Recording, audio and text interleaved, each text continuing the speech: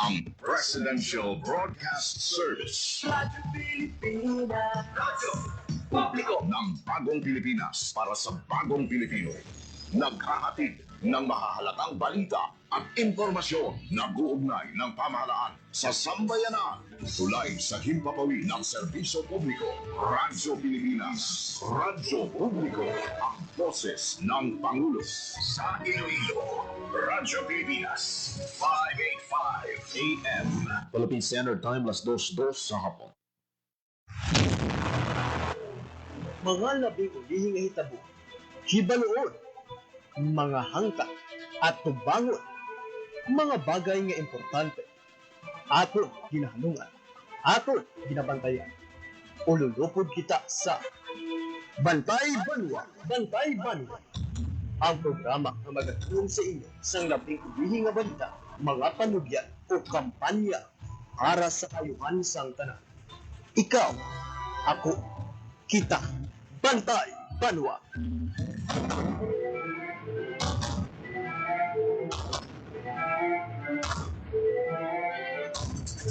Mayong hapon Western Visayas, mayong hapon syudad kag probinsya sang Iloilo. Welcome sa pagpanganagad sa programa Bantay Banwa.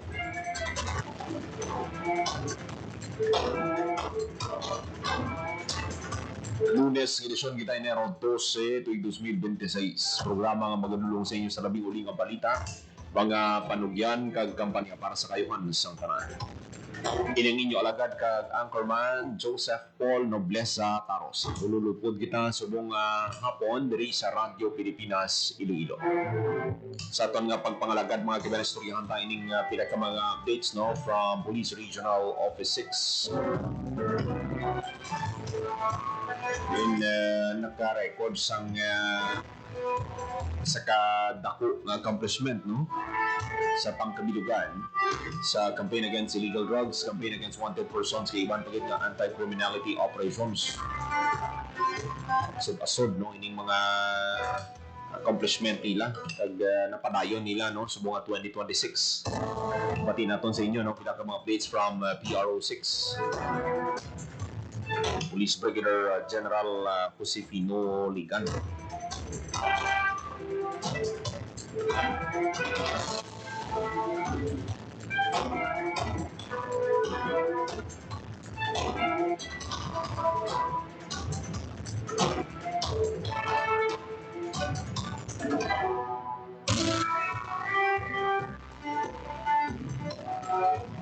Kag mga kabiyanan sa area sang Aklan State University in puhag sang bomb threat kay na sang aga magagawa kita sang update sini ano ang status.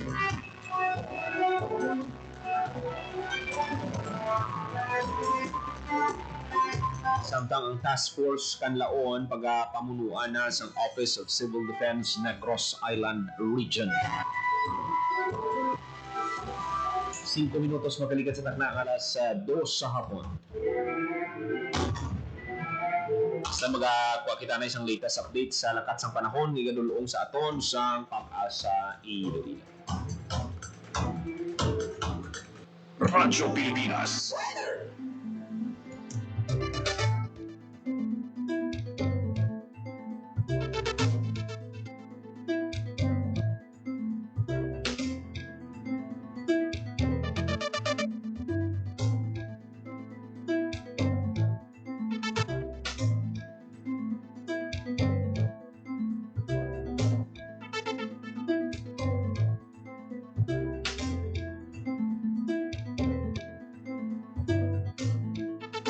Ma'am sa Radyo Pilipinas, ma'am.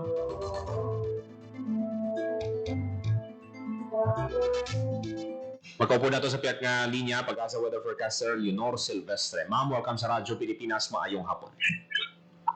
Hi, hello everyone. Mayong hapon. Muna ang ating latest weather update para sa subong adlaw sa Lunes, January 12, 2022. Shoreline nag-affect of the eastern sections of northern and central Luzon.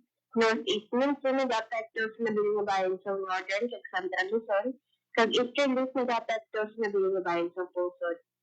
Dili naman sa Bastong Visayas, mag-experience siya katasang magulugan uman tugtog magalumang pangangatan.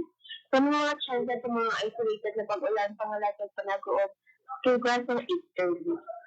Makasarangan tugtog makusog naman ang hangin natin nga magahalin sa direksyon northeast na magadala sa makasarangan tugtog mabalog na kadagatan. Forecast temperature natin generally nasa 24 to 32 degrees Celsius. Ang adlaw na butla ka din ng alas 8 on ng aga pag magatulog umi alas 5:44 karon sa hapon. Pag muna ang atong latest weather update halin din sa Iloilo Doppler Weather Station. Ako si Leonor Silvestre, Madam Abidua, salamat. Madamong salamat pag-asa weather forecaster Leonor Silvestre. So medyo magkabi ng latest update sa lakat sang panahon ng indulong sa aton sa pag-asa Iloilo. 8 minutos magkaligat sa takna ng alas 2 sa hapon.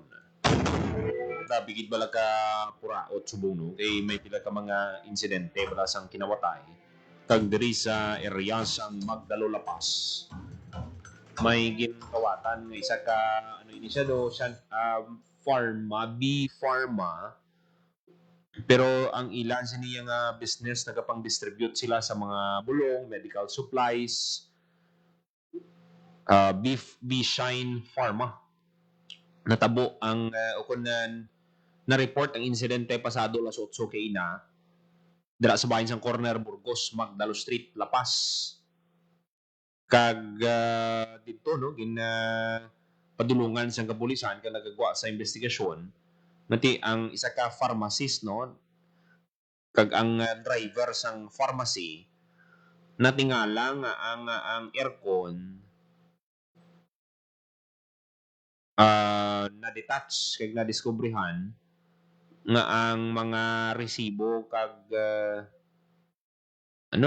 may mga resibo kag mga cheque nagkalalapta naman. Nagkataka may may nakasulod sa lugar kag sa pag-check sa opisina na nga ang mga bulong nga may unod mga bulong no sa cabinet naguba kag ang mga CCTV wires na detach kag ginapatihan flyers ang gingamit sa mga culprit para nga magkasulod sa opisina. Based sa investigasyon, ang mga suspect, yung gamit nila nga entrance, parang magkasulod, ang aircon grills, kag back portions ng building. Baligin, nila to. Bali, ang ganing tawag sang aircon, na yaba lang nga sa sagwa, ang, di ba ang aton niya, split type ning aton?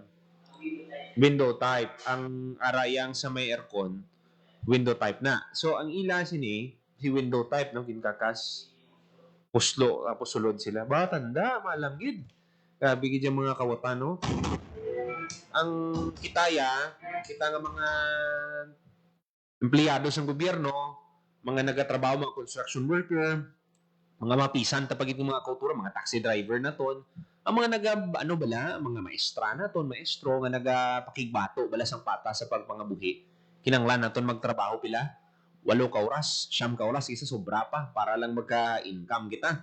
Pero ining mga tao nga niya, mangita gid sa way nga ang ilang diskarte kag kaalam ginagamit nila sa pagpangawat. Muna bla no? Ikaw yan nagapangabudlay kaya ang negosyo nga na yan nagapangabudlay para maka-income. Tapos kawatan.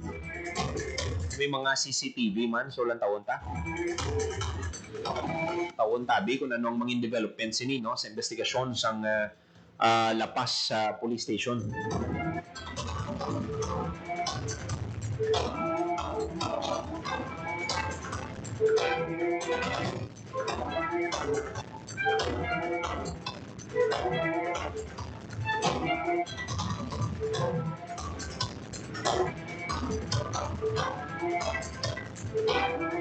Onse minutos pagkalikat sa takda ng alas 2 sa hapon. Dira mo bala makita no kung ang mga kawatan subong yan o nagkasako na sila ka pinangita sang target. So sa mga establishmento I suggest nga aside sa CCTV nga ginabutang nyo sa inyong establishmento i-secure nyo pagid ang inyong negosyo. As much as possible, i-check nyo gid sa mga yun. Tis maglakat, no? Mga tinawo nyo dira balay, abisuhan nyo. para nga mas secure ang mga establishmento kay subong Enero nga daan puraot bala kay ti siyempre damo na gasto rin sang December mo sako gasto bonus nahunos na sang Disyembre hasta bagong tuig di subong ang mga tao ti amo na bala no kung nasanay kaya sa pahapos hindi ka na lang gid yung mga budlay sa imo pangabuhi hindi na pwede dapat ya kung ano man ang kinahanglan na to nubrahon para magka-income ubrahon ta sa legal nga paagi sakto nga paagi hindi nga mangawat kita te man laban ni madakpan ni may mga footages nga daan na nakuha ang kapulisan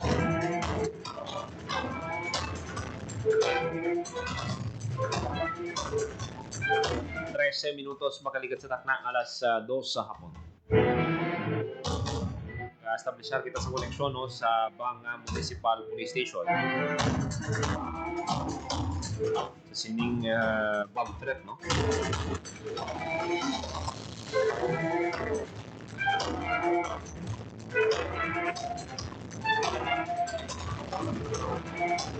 Baluon tang latest sa investigasyon nila kung na-clear na gitman ng Aklan State University.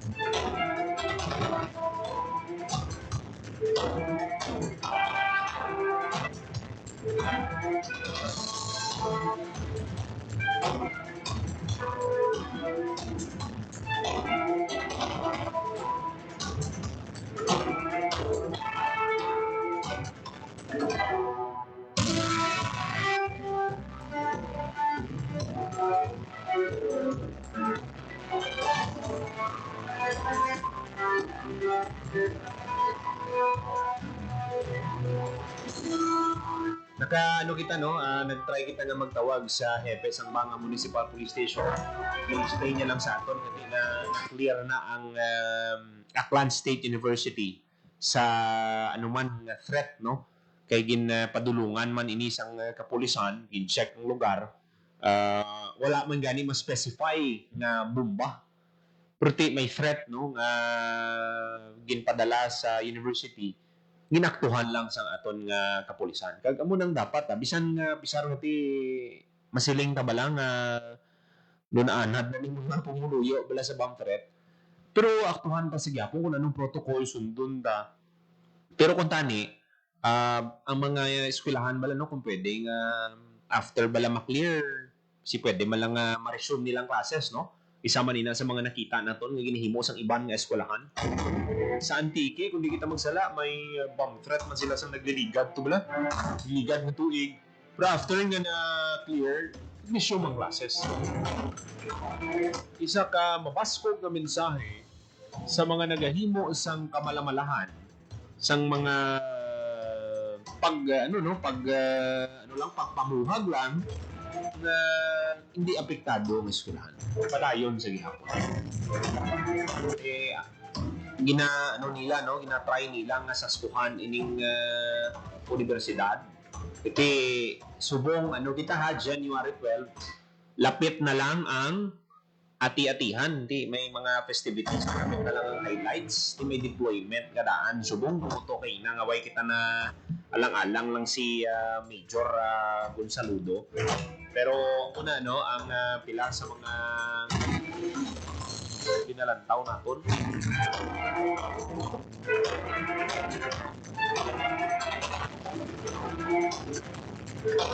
Kamyaw ka sa mayong hapon ang ating suki na tagpalamati diri sa Radyo Pilipinas. Inigot na Patrick John Hermes. Ngayong hapon, gid. Sa iban pagid naton nga mga kauturan no, nga nagapamati pwede ka mo direct ka comment sa aton para na mabasa naton. Sa aton nga pagbalik istoryahan ta ining pinaka mga updates from Police Regional Office 6. Kamusta ba lang campaign against illegal drugs? Kag iban pagid nga mga anti-criminality operations sa Police Regional Office 6. Magabalik lang ang programa Bantay Banwa.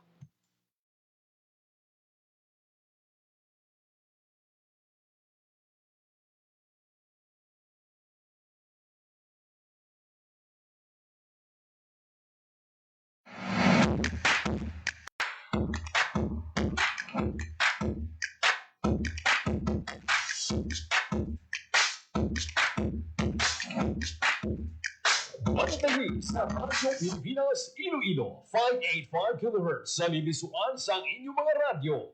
Kag sa Radyo Pilipinas Iloilo Facebook page. Ang Hello Isat You. Mangin regular nga programa na sa Radyo Pilipinas Iloilo umpisa Enero 14, 2026. Ang Hello, Isat You! mamatian alas 3 tugtong alas 4 sa hapon. Martes tugtong Biyernes. Hello, is it you? Hello, Isat You! Hello, Isat You!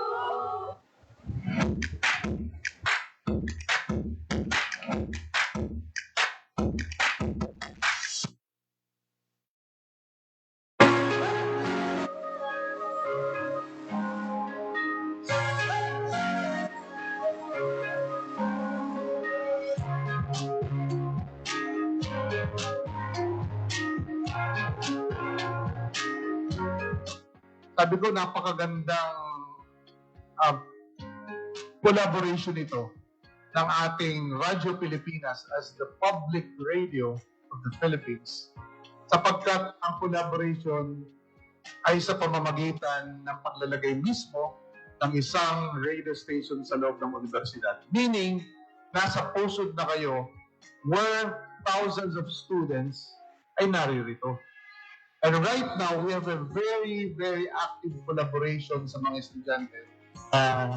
As I mentioned, this is really a continuous engagement and it will be a great opportunity to work with the Radio Pilipinas, being our partner, because we believe that the university could not exist without our collaborations. And we have already some initial talks with DG Amparo, Dindo kanina, on how would we maximize the potentials of our students, our faculty in the university.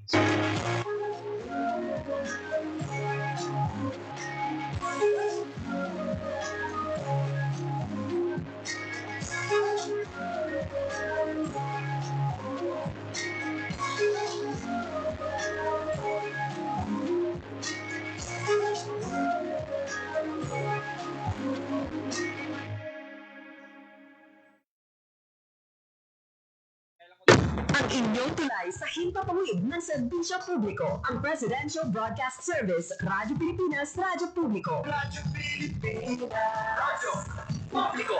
Kinilala ng pag-international at prestigyosong Asia Pacific Broadcasting Plus Awards 2025 para sa kategorya ng Government Streaming. Ito ay dahil sa epektibo nitong pagsasanib ng mga tradisyonal na media tulad ng telebisyon, radyo at print para masabayan ang mabilis na pagtinog ng mundo ng digital at social media tungo sa mas epektibong paghahatid ng mahahalaga at napapanahong mga impormasyon sa mamamayang Pilipino. Kinilala rin ang Radyo Pilipinas dahil sa patuloy na pag-akyat ng rating. Ngayon ay matatag sa pang-4 na pwesto sa Mega Manila ayon sa pinakahuling Nielsen Radio Audience Measurement Survey. At sa social media, nakamit ang mahigit 2,000% pagtaas ng bilang ng mga sumusubaybay sa Radyo Pilipinas page sa unang bahagi ng 2025. Patunay ito na ang inyong Radyo Pilipinas Radyo Publiko ay tunay na kaagapay ng inyong pamahalaan sa paghahatid ng serbisyo sa mga mamamayang Pilipino. Mula sa aming lahat, sa ngalan ng inyong pamunuan at mga kawani ng Presidential Broadcast Service, kasama ang inyong mga himpilan ng Radyo Pilipinas sa buong kapuluan. Maraming salamat po sa inyong lahat, sa inyong pagtangkilik at pagkilala. Radyo Pilipinas. Radyo Publiko.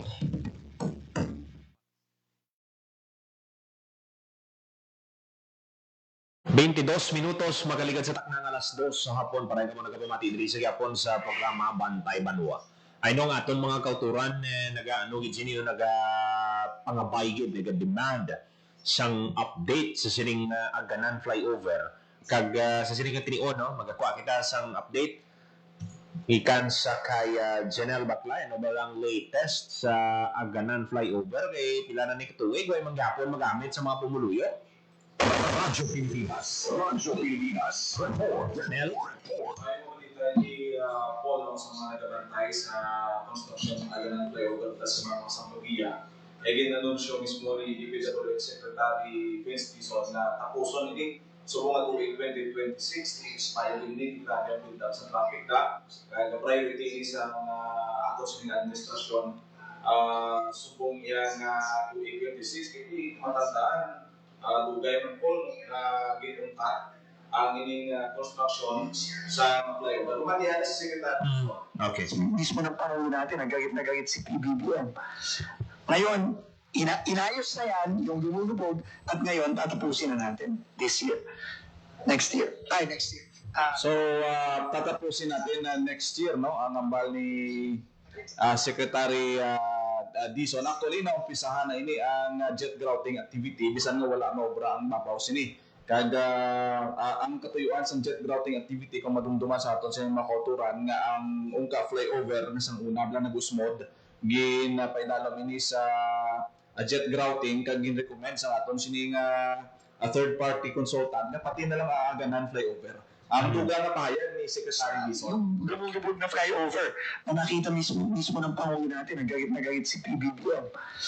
Ngayon, inayos na yan, yung lumulubog, at ngayon, tatapusin na natin this year. So, nabati ang hambal ni Secretary Dizon nga makapila ka beses kung matandaan atong Paul nga nagbisita si President Marcos diri sa may Iloilo City kan sa pinakalugar sa probinsya kaya palabot ini nga concern. So nahambal niya nga galit ang presidente sa pagkatingga sa siniya nga proyekto kag hopefully subong nga 2026 nagkakalendar ni sa mga priority projects niya. Lakit man Paul ang ining Uyungan Bridge nga naguba man sa na timing. Isa ini sa mga priority project but sinimon nga nakuha na niya. May budget allocation na ini sa pag-submit sang bag-ong budget mayara ini sang napain sa sining mga proyekto. Tikon mahuman ning Aganan flyover, duwa na ka flyover nga adjacent going to Iloilo Airport na mangin functional dako nga bulig kay na sang aga ang traffic dala sa may Pavia no Lunes daan. Basta Lunes ang mugin ang sitwasyon kag ang nagagwa dira sa may Aganan flyover naginalumutan na bla kung mag-agi ka na. So dako ini nga development iti ang mga pumuluyo motorista nga nagagoing 3rd district, 2nd district padulong sa Iloilo City dako gid ang mabulig no o pananglit nga mahuman ini target subong iyang tuig 2026 Paul. Okay. Kag mayo ni kay iti isang nagligad kung nadumduman sa aton mga tagpalamati brought up ini sa committee hearing may gin discuss ini sang senador si Senator Rafi Tulfo iti mayo man kay ang DPWH may mga plano na sa Aganan flyover.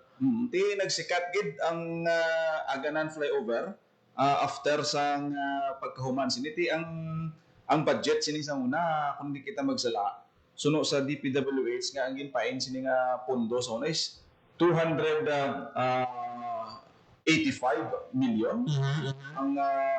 Ang budget sa kabilugan nili do 800 million ini kag ginuntat ini siya. Actually wala ini isang displacement nga tabo. Ang aganan flyover, ang matabo iya isang ungka flyover na gusmod. Galing since nga isa lang ini ka kontraktor, ulayhon na lang para sa buhay, no? Ang rason nga ang ginpaiway ini kag gin-recommend nga i-jet grouting upon i-insertan sang more concrete nga materials ang pundasyon sini para di magulag kaysa findings may tendency nga mag-usmod ang pundasyon sini just like sa natabo sa may ungka flyover kung hindi paglainon ang disenyo, no? Pag sampawan ini siya sang dalagko ng mga materials pagin sa ibabaw. Pero subong nga development masiling naton nga tikon si Secretary Dizon na nagambal kuan na ya nakaagi na sa hearing na validate kag may budget allocation na as announce ang DPWH kag may may pag-push sa aton siniya nga presidente nga dapat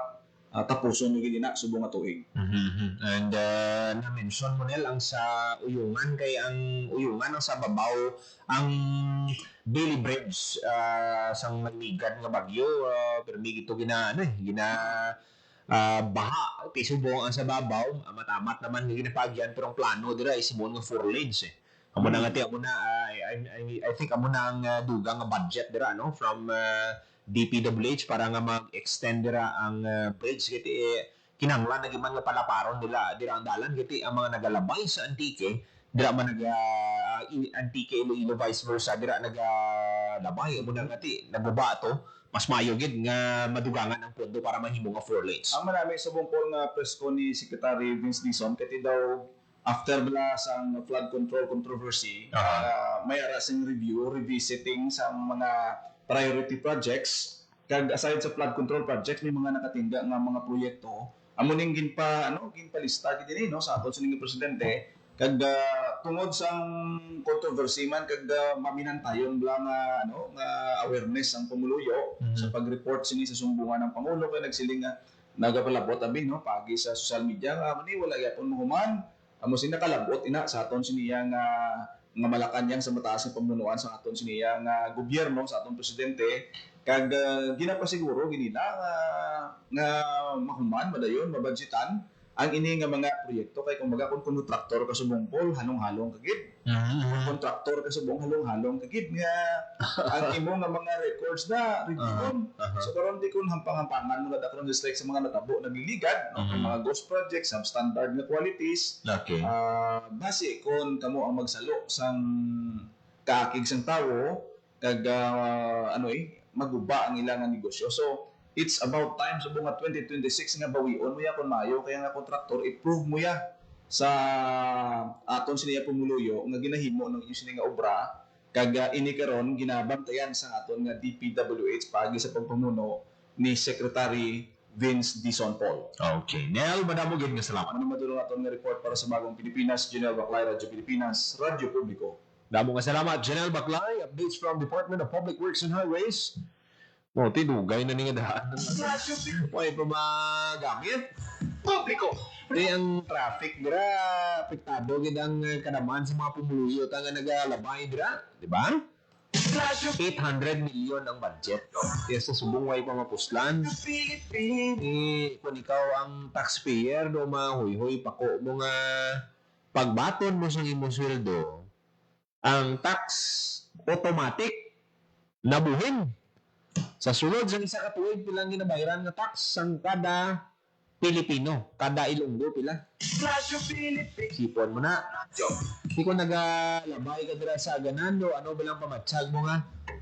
Do makabuya ka man sang hindi manami nga tinaga, di ba? Bal ka nga baw kanami. Basta sa bungay pa magamit sa aton nga mga kauturan.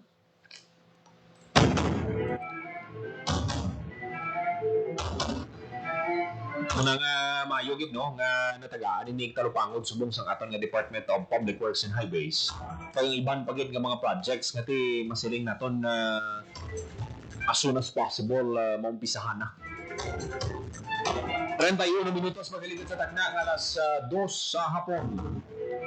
Sa ibang panaton nga balita, pondo sang Pilipino subong nga tuig sa medical assistance pwede man ma-avail sa mga malasakit centers suno sa Department of Health. Sa isa ka press con sa Malacanang na tumadumduman sa aton mga tagpalamati yung pahayag sa Department of Health na bilang pagsunod sa layino padayon ang operasyon sa Malasakit Center sa bilog ng Pilipinas.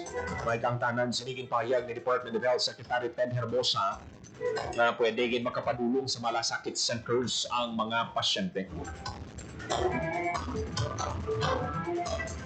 Para maka-avail sa medical assistance for indigent and financially incapacitated patients o kung ma-if programs ng DOH, sa karon may aras ang 167 ka malasakit centers sa bilog ng Pilipinas. Nagalabot na sa 17 milyon ka mga Pilipino ang nabuligan base sa datos ng Department of Health. Magluwas ang pundos ng DOH, pwede man makakuha sa bulig alin sa PhilHealth, DSWD at PCSO pinaagi sa malasakit centers. Yung pahayag sa ito sa principal author sa Malasakit Center Law nga si Senator Bongo, hindi dapat pagpabudlayan pa ang mga pasyente para magkuha sa medical assistance bakod ang pondo nagahalib sa aton nga mga Pilipino. 32 minutos magaligid sa takna alas 2 sa hapon. Ang iban pagit ng mga balita patpato na to, no? Sa pagbalik sa programa Bantay Banwa.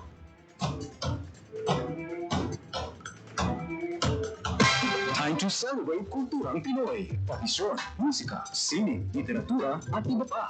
Anything and everything fun and Filipino. Ito ang Pinoy Kultura. Famously known as the lead female character in the epic 19th century narrative of Jose Rizal's Noli Me Tangere, ang Maria Clara ay isang traditional dress na ginagamit ng mga Pilipina. Touch Me Not may not just be the title translation of Jose Rizal's book. Pwede rin yan ang sinasabi niya sa kanyang pananamit, since the dress covers almost all of her person. It surely does. Ang Maria Clara ay may 4 na bahagi. The saya, which is a long dress, the tapis, which is a new long skirt, the camisa, which is a colorless camise, and the panuelo, which is a stiff scarf. Paano kaya nga pinatigas yung scarves na di siya nabaluktot sa hangin? Sa pagplansya yan, gumagamit ata sila ng starch para nakatindig yung scarf all day long. And although the design of the Maria Clara has transformed through the years, in the 20th century, ang Maria Clara ay nag-evolve na to a terno. Terno, now that's what we mostly hear these days. That's the dress most, if not all, Miss Universe Philippines title holders wear during the nightgown segment in the global pageant. Good evening, my name is Wallaby of Philippines! Those butterfly sleeves are really a fashion statement the whole fashion world can't help mention and admire. Exactly. Pinapasikat nila yung humble pinya cloth natin, which is what most ternos are made of. And with the ever-changing times, mixed with silk and ibang materials na rin, giving the terno a modern twist na sumasama sa changing standards in fashion today. Although the Maria Clara style has changed through the years, yung imahe of the classic Maria Clara can still be seen in every terno produced. Ang trahedya naman, if you've read Noli Me Tangere, which I assume we all have had in high school, unless you were so zoned out.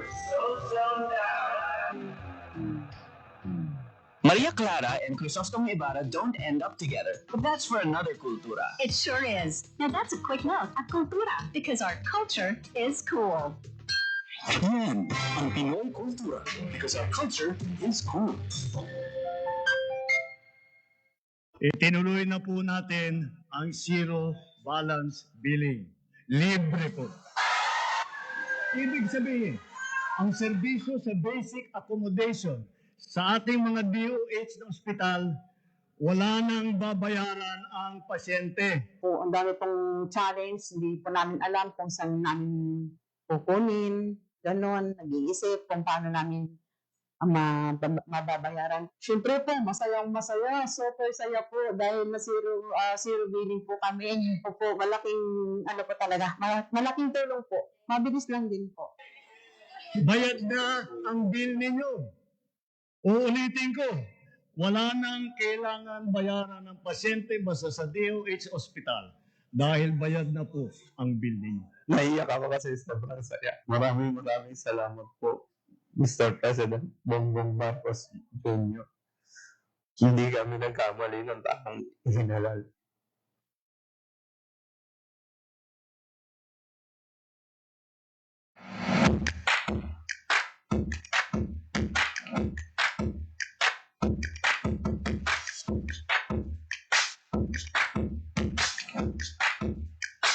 Matamis na Radyo Pilipinas Iloilo 585 kHz sa libisuan sa inyong mga radyo. Kag sa Radyo Pilipinas Iloilo Facebook page. Ang Hello, Is It You? Mangin regular na programa na sa Radyo Pilipinas Iloilo umpisa Enero 14, 2026. Ang Hello, Is It You? Mamadian alas 3 tuto alas 4 sa hapon. Martes tuto Biyernes. Hello, Is It You? Hello, Is It You? Hello, Is It You?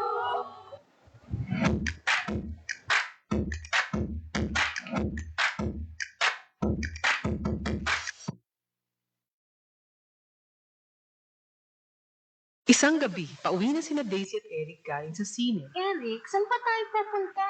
Gabi na. Uwi na tayo. Bakit? Anniversary natin ngayon. Tsaka sundali lang naman tayo sa motel eh.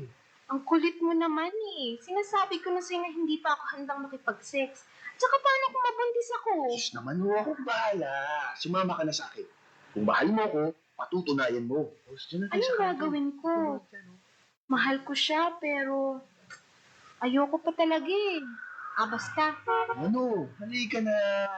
Sabi ko na sa'yo, akong bahala. Eric, saka na lang natin gawin to. Palagay ko, hindi pa talaga itong tamang panahon. At kung ako naman ang mahal mo, makapaghihintay ka, di ba? Isipin ang kapakanan, plano ang kinabukasan, abutin ang ninanais, hindi kailangang magtiis. Isang mapagpalayang mensahe hatid sa inyo ng Sentrong Sigla, Angat Pinoy 2004 at ng himpilang ito sa pakikipag-ugnayan sa Women's Media Circle Foundation. Hatid ay balita, impormasyon at sari-saring kaalaman tungkol sa sektor ng agrikultura sa ating bayan. Usapang Agrikultura kasama ang Department of Agriculture. Alamin ang mga hakbang ng administrasyon para mas mapaunlad pa ang iba't ibang industriyang agrikultural at pakinggan ang mga proyektong handog sa mamamayan upang mapalago ang kanilang mga kabuhayan. Usapang Agrikultura, Lunes hanggang Biyernes, alas 5 ng umaga, dito lang sa Radyo Pilipinas. Time to celebrate kulturang Pinoy. Tradisyon, musika, sining, literatura, at iba pa. Anything and everything fun and Filipino. Ito ang Pinoy Kultura. One of the fondest memories I have as a kid is riding the jeepney. It made me feel like a king. Dahil ito ang King of the Road. The jeepney or jeep is a cultural symbol that has transported us to school, the office, sa mall, at sa iyong first date. Mura, makulay, at mabilis. Yan ang ating jeep. Maribang, umusog-usog ng konti. Sakay na! Yan ang Pinoy Kultura because our culture is cool.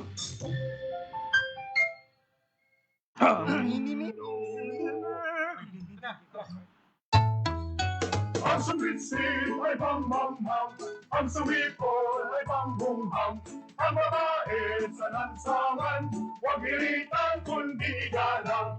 Pare, ang catcalling ay isang uri ng sexual harassment. Di biro ang sexual harassment at di nakakamacho ang pang-aabuso. Huwag iritan kundi galang. Isang paalala mula sa Philippine Commission on Women at panghimpilang ito. Ang violence against women and their children o VAUC ay isang krimen at hindi isang pribadong usapin lamang. Ito ay nakasaad sa Rule 3, Section 6 ng Republic Act 9262 o Anti-Violence Against Women and Their Children Act of 2004. May obligasyon ako, ikaw, tayong lahat. And vow now. It's our duty. Ang paalalang ito ay hatid sa inyo ng Philippine Commission on Women at ng himpilang ito. Time to celebrate kulturang Pinoy. Tradisyon, musika, sining, literatura, at iba pa. Anything and everything fun and Filipino. Ito ang Pinoy Kultura. Kung musikahan lang ang pag-uusapan, halina't kilalanin natin si Ryan. He is one of 4 children of Alberto Austria Cayabyab and Celerina Benzon Pujante, an opera singer and professor. Hilig talaga niya ang musika.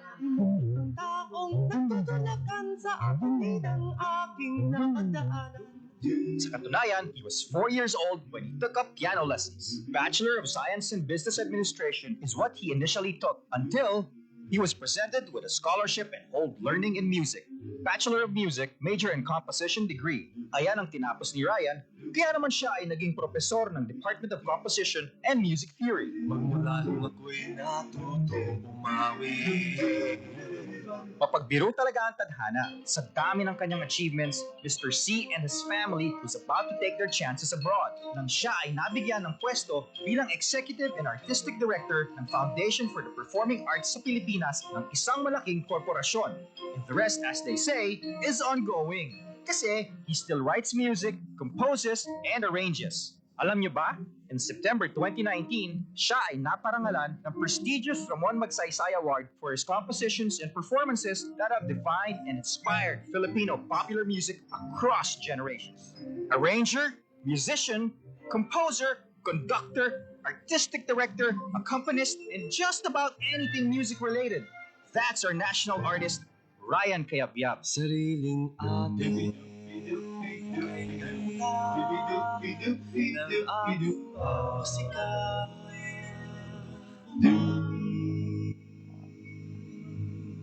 Yan ang Pinoy Kultura because our culture is cool. To know more about their life, work, and contributions, visit the National Commission for Culture and the Arts at ncca.gov.ph. Chong, chong, chong, chong, sipol-sipol, mga manong sa labas. Magtigil at gumalang, kaya ikaw sa nabibig, kundi maganda ang lalabas. Pare, ang catcalling ay isang uri ng sexual harassment. Di biro ang sexual harassment at di nakakamacho ang pang-aabuso. Kaya ikaw sa nabibig, kundi maganda ang lalabas. Isang paalala mula sa Philippine Commission on Women at panghimpilang ito. Time to celebrate kulturang Pinoy. Tradisyon, musika. 43 minutos, magaligad sa takna ng alas 2 sa hapon. Palay ka muna nagpamati diri sa Yapon sa programa Bantay Banwa. Sa magakuha kita sa report, linibo nga e-title kag kokrom yung panagtag sa Department of Agrarian Reform sa Banwa sang Putotan. Sa detalye sa report, pautang live report ni Parekoy JP Herbas. Radyo Pilipinas, report. Parekoy, mayong hapon. Pagod ngayong hapon, nagbatong sa linibo nga e-title o kung electronic title sang dita, ang 5,000 officials ng Pagkakita Agrarian Reform Beneficiary o ERP, gikan sa mga kaprobinsya sa Western Visayas. Ang ining pagparagtag Parekoy at gintungahan mismo ng Secretary Honorable Israel III na nagpahuna sa pagparagtag sa sinibag o mga regalo sa atong sa mga ERP. Hindi sumagin palagtag Parekoy ang distribution for 48 title sa distribution sa Paisay sa ERP sa Capiz. Yan ang presenters parang ganwag sa title sa 717 sa ERP sa Indo. Nelson Pawotso pa yung title sa 107 sa ERP sa Indo. 804 ka yung title sa 400 sa ERP sa Goras. Kag, si 400 sa isang retras di title sa 400 sa ERP sa Indo. Bagwas Parekoy sa titulo sa kita nga ginaparagdag sa ating sinigatigikom, yari man ang ating sinigatigikom para pangunahan ang pagparagdag sa numipimag certificate of combination with release of position sa inyong ginatawag na kung nga nagapanas sa masobra 87 million pesos na balor sa utang sa ating sining mga ARD sa probinsya sa Timara. So, sumong pa rin naghahatag sa ating mensahe Secretary Conrado Estrella. Yan po makiyaman na natin sa ito ang kakaantik na palapot sa pasalamat at subong matalig sa ating sining mga pangungulong report na maghintay pa kayo. Kaya kahit bakasyon pa ho, naririto kami sa Iloilo. Hindi pwedeng maghintay kayo ng matagal. Dapat lahat ng titulo maibigay na sa ating mga magsasaka at sa mga agrarian reform beneficiaries. Hindi rin ho pa kami nasisiyahan kung titulo lang ho ang makukuha ninyo. Ang hirap naman ho kung yung titulo na makukuha ninyo meron pa kayong papasanin utang. Kanya po sa pamamagitan ng Republic Act 11953, ang New Agrarian Emancipation Act na kasama po si Congressman Lawrence Defensor. Sa nag-approve po nito, palakpakan natin si Congressman Lawrence Defensor. Sa dahilan po nitong Republic Act 11953, ang New Agrarian Emancipation Act. Lahat po ng may utang sa lupa, wala na po yung utang na yan. Binura na po ng ating administrasyon ang utang ng mga agrarian reform beneficiaries. Kabatian pa rin ko yung kadahing sa iyong pahayag ni Secretary Conrado Estrella na magluwas sa titulo, ginpanas na ang utang sa ating sining na mga ARB card. Wala na daw tatira, may araman sa mga donaytuan na suporta kaagay sa makinarya, pang-infrastruktura, doon mo sigurado nga maging mapuslan ng gig, nga maging mabinumahon ang tanan ng mga suporta sa gobyerno sa ating sining na mga ARB. So, ginimension subong sa ating sining nga tigigom ang pagpatuman sa mga farm to market rules tulay ng Pangulo para mas masulhay ang pagbiyahe sa mga mangungumas ang ila sining mga produkto alin sa kaubahan padulong sa merkado. Lauman pa rin ko nga madami paggid ng mga programa kay support ang ipalapot sa ating sining gobyerno pinagi sa Department of Agrarian Reform kagang ining linibo ka mga program kag ititle ang panudod pa lang sa ilang sorpresa subong nga tuig diri sa probinsya sa Iloilo. Parikoy nakakas ng utang tapos damo pa sang suporta no ginpalabot ng mga makinarya. I'm sure man gid ang kalipay sa aton mga beneficiaryo diha. Parikoy ginatuwa naton nga mabatian ang gimusing tigog pero unfortunately na diri sa area naton subong sa Kitlag. Okay. Sige parikoy ang ako lang man nato I'm sure nakalipay gid ang aton nga mga beneficiaryo. Okay. Sige. Okay parikoy. Okay. Parikoy. Madam. Parikoy madamo gid ka salamat. Okay. Madulong natin sa pagpangalagad sa programa Bantay Manwa para sa Bagong Pilipinas, JP Herbas, Radyo Pilipinas, Radyo Publiko. Maraming salamat Parikoy JP Herbas no, direktamente nga nagabalita sa Banwa sang Bototan, Iloilo. Medyo ano lang no, medyo hindi lang hindi kami ni Parikoy pero I'm sure ang aton nga mga ARBs tira nagkalipay gid kakas ng utang nila. Tapos may mga makinarya pa sila nga nabaton. Ti kung ikaw bala ano kagid sila excited kagid nga magbalik sa imo dira nga Banwa. Iti may dala pa ka mga titulo. Do sa ano ba lang ginhatag no sa government pinagi sa Department of Agrarian Reform sa pagpamuno ni Secretary Conrado Estrella.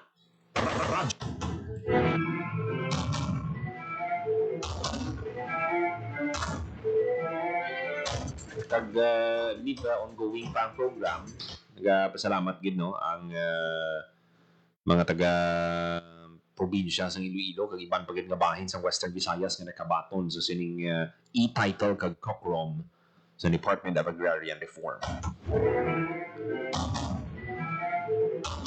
Mga gabi na ng iban pagin ng mga balita patpato naton sa masunod edisyon sa programa Bantay Bantay. Pinapasalamatan ang aton mga kaupdanan sa technical side. Sa studio, Mr. Verbor Aventura sa transmitter. Mr. Jeffrey Betita. Para sa Bagong Pilipinas, Joseph Paul Noblesa, Tarosa, Radio Pilipinas, Radyo Publiko. Inyo na batikan ang mga labing uting na kasayuran. Hulag, ublag, tugtog sa masunod natin nga pagpulog na sa Bantay Banwa.